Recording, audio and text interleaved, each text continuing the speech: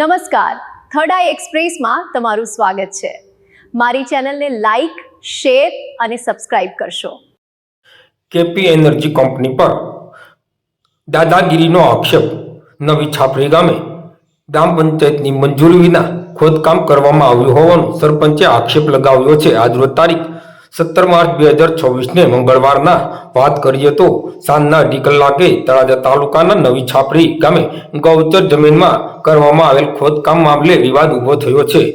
ગ્રામ પંચાયતના સરપંચ યુવરાજસિંહ દ્વારા જણાવ્યા મુજબ વાત કરીએ તો કેપી એનર્જી લિમિટેડ દ્વારા ગ્રામ પંચાયતની કોઈપણ જાતની મંજૂરી કે ઠરાવ વિના જેસીબી મશીન વડે ગૌચર જમીન ખોદી રસ્તા બનવાનું કામ હાથ ધરવામાં આવ્યું હોવાનો આક્ષેપ કરવામાં આવ્યો છે। આ કામગીરીને લઈને ગ્રામજનોને નુકસાન થતું હોવાની ફરિયાદ ઉઠી છે।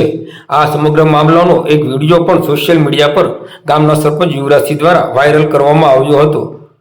યુવરાજસિંહ દ્વારા એવું પણ જણાવવામાં આવ્યું હતું કે પવનચક્કીના પ્રોજેક્ટને લઈને કંપનીના કર્મચારી અને સ્થાનિક આગેવાનો વચ્ચે માથાકૂટ થયાના અગાઉ પણ વિડીયો સામે આવી ચૂક્યા છે, જે દર્શાવે છે કે આ મુદ્દો ખૂબ લાંબા સમયથી વિવાદાસ્પદ રહ્યો છે।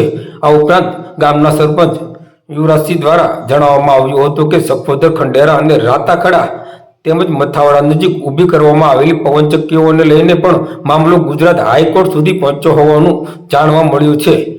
આ ઉપરાંત નવી છાપરી ગામના સરપંચ અને કેપી એનર્જી કંપનીના કર્મચારીઓ વચ્ચે થયેલ માથાકૂટને લઈને કેપી એનર્જી કંપનીના કર્મચારી દ્વારા નવી છાપરી ગામના સરપંચ સહિતના વિરુદ્ધ ફરિયાદ પણ નોંધાવવામાં આવી હોય તેવું પણ જાણવા મળ્યું છે। આ સમગ્ર મામલે સરપંચે પણ પ્રતિક્રિયા આપી હતી। મારું નામ સર્વૈયા યુવરાજસિંહ સુજન છે, ગામ નવી છાપરી સરપંચ છે। ગઈકાલે 4 વાગે મારા ગામમાંથી મને ફોન આવેલો કે ભાઈ કેપી એનર્જી કંપની વાળા પાછા જેસીબી લાવી અને અમારું ઝાડ ખોદે છે।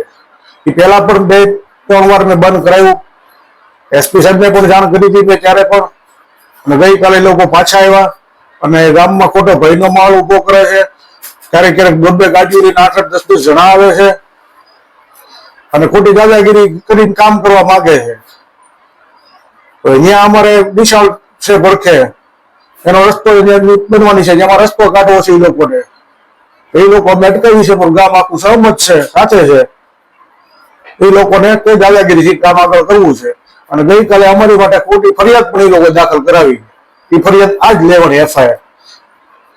કેપી એનર્જી કંપનીનું સખોદર, રાતાખડા, ખંડેરા, મથાવડા નજીક બિનકાયદેસર રીતે કરવામાં આવેલી પવનચક્કી બાબતે ગુજરાત હાઈકોર્ટમાં કેસ પણ ચાલે છે।